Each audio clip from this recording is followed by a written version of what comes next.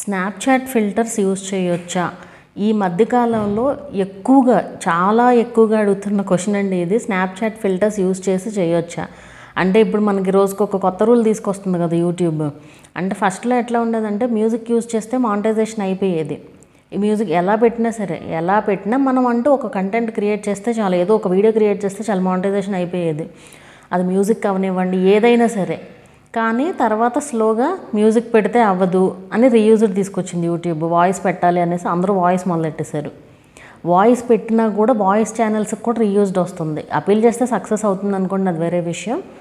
అయితే ఈ వాయిస్కి కూడా రీయూజ్డ్ కంటెంట్ అని వచ్చి రావడం స్టార్ట్ అయిన తర్వాత కనిపిస్తూ చేయడానికి చూస్తున్నారు.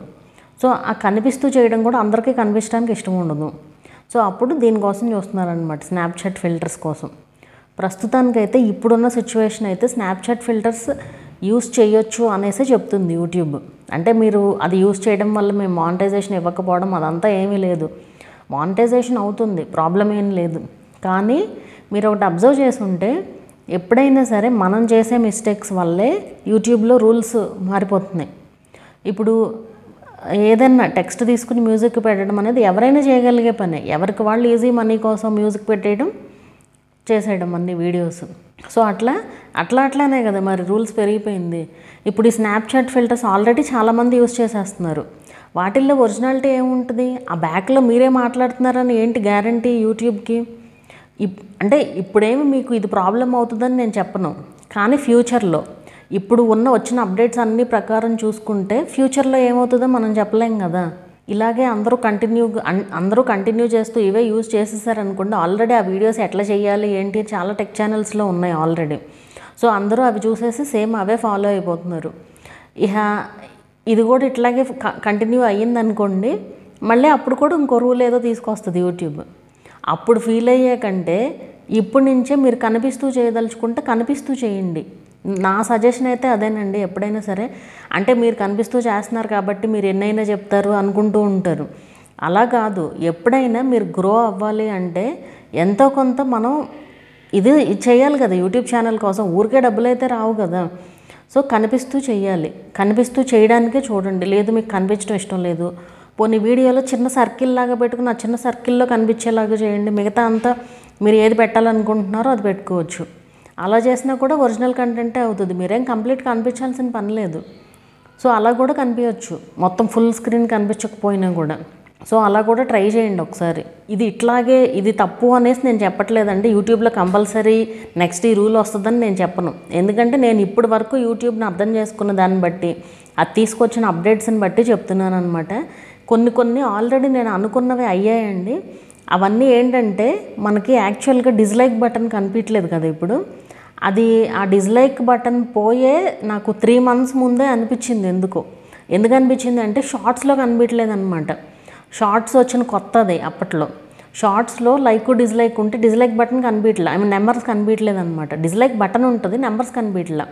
సో 3 months ముందే నేను వీడియోలో కూడా చెప్పాను. అప్పట్లో నాకు పెద్ద ఫాలోవర్స్ కూడా లేరులేండి. సో అదొకటి నేను అనుకున్నది జరిగింది. అండ్ అట్లాగే మనకి ఇప్పుడు యూట్యూబ్లో వీడియోస్ ఆటోమేటిక్గా ప్లే అయిపోతున్నాయి చూసారా. హోమ్ పేజ్లో స్క్రోల్ చేస్తూ ఉంటే ఆటోమేటిక్గా ప్లే అయిపోతూ ఉంటాయి కదా.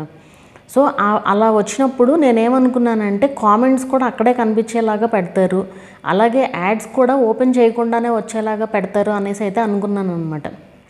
సో ఆల్రెడీ మనకి కామెంట్స్ వచ్చేసిందండి. మీరు చూసినట్లయితే స్క్రోల్ చేసేటప్పుడు వీడియో చూస్తున్నారు అనుకోండి, కింద కామెంట్స్ కనిపిస్తున్నాయి. అంటే క్లిక్ చేసామనుకోండి వీడియోలోకి వెళ్ళిపోతుంది, బట్ క్లిక్ చేయకుండా ఆ కామెంట్స్ కనిపిస్తున్నాయి. ఆ కామెంట్స్ కూడా మారుతున్నాయి. అంటే ఒకే కామెంట్ అలా స్టిల్గా కాకుండా కామెంట్స్ కూడా చేంజ్ అవుతూ ఉన్నాయి మీరు చూసినట్లయితే కనుక. సో ఆ అప్డేట్ వచ్చింది. అండ్ ఇంకోటి కూడా నేను అనుకుంటున్నాను, యాడ్స్ కూడా ఇక్కడే ప్లే అవుతాయి అనుకుంటున్నానండి. ఎందుకంటే మనకి యాడ్స్ రావు కదా. వీడియో మానిటైజేషన్ అయిన తర్వాత ఆ వీడియో పైన క్లిక్ చేస్తేనే యాడ్స్ వస్తాయి, లేకపోతే యాడ్స్ రావు కదా. అది యూట్యూబ్కి కూడా నష్టమే ఒక రకంగా చెప్పాలి అంటే. సో అలా మరి నష్టం ఉన్నప్పుడు అలా ఎందుకు పెడుతుంది? సో నేను అనుకోవటం యాడ్స్ కూడా ఇక్కడే ప్లే అవుతాయి అనుకుంటున్నానండి. ఇది కూడా నేను అనుకునేదే. ఫ్యూచర్లో వస్తే ఈ వీడియో మీలో ఎవరైనా చూస్తే అప్పుడు మీరే చెప్దురు కానీ అలా యాడ్స్ వస్తే కనుక. సో అలా నేను అనుకున్నవన్నీ వచ్చాయండి యూట్యూబ్లో. అంటే నేను ఏదో పెద్ద గ్రేట్ అనేవి కాదు, నేను అనలైజ్ చేసిన దాన్ని బట్టి చెప్తున్నాను అనమాట, అది అంతే. సో ఈ స్నాప్చాట్ ఫిల్టర్స్ అయినా అంతే, అందరూ అదే ఫ్లోలో కొట్టుకుంటూ పోయారనుకోండి, మళ్ళీ ఇంకో కొత్త రూల్ తీసుకొస్తుంది. ఇలా పెట్టకూడదు, ఇది యాక్సెప్ట్ చేయము, ఒరిజినాలిటీ లేదు, మీరే చేస్తున్నారని మాకు గ్యారంటీ. ఇప్పుడు నేను ఏవైతే చెప్పానో అవన్నీ చెప్పలేం కదా ఫ్యూచర్లో. సో అది ఏదైనా మనం చేసే మిస్టేక్స్ వల్లే యూట్యూబ్ రూల్స్ అవుతున్నాయండి, అదే నేను చెప్పేది. సో మీరు చేస్తే కనిపిస్తూ చేయండి, లేదంటే సర్కిల్లో అలా పెట్టుకోండి, లేదంటే మీకు కనిపించడం ఇష్టం లేదంటే మాస్క్ వేసుకోండి, నార్మల్ మాస్క్ ఉంటుంది కదా, సో మాస్క్ వేసుకునైనా చేయొచ్చు. ఆల్రెడీ చాలామంది చేస్తున్నారు అట్లా వీడియోస్. సో ప్రస్తుతానికైతే మానిటైజేషన్ అవుతుందండి, ప్రాబ్లం అయితే ఏం లేదు. దానివల్ల మానిటైజేషన్ ఖచ్చితంగా అవుతుంది, దానివల్ల అయితే ఇష్యూ అయితే ఏమి ఉండదు అసలు. కాకపోతే చాలామంది అడుగుతున్నారనమాట ఈ డౌట్.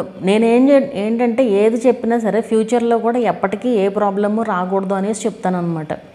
సో అది మీకు అర్థమైందనే అనుకుంటున్నాను. ఇన్ఫర్మేషన్ మీకు ఎలా అనిపించింది అనేది నాకు కింద కామెంట్ చేయండి. వీడియో నచ్చితే లైక్ చేయండి, అలాగే ఛానల్ని కూడా సబ్స్క్రైబ్ చేసుకోండి. మరొక మంచి వీడియోతో మళ్ళీ కలుద్దాము.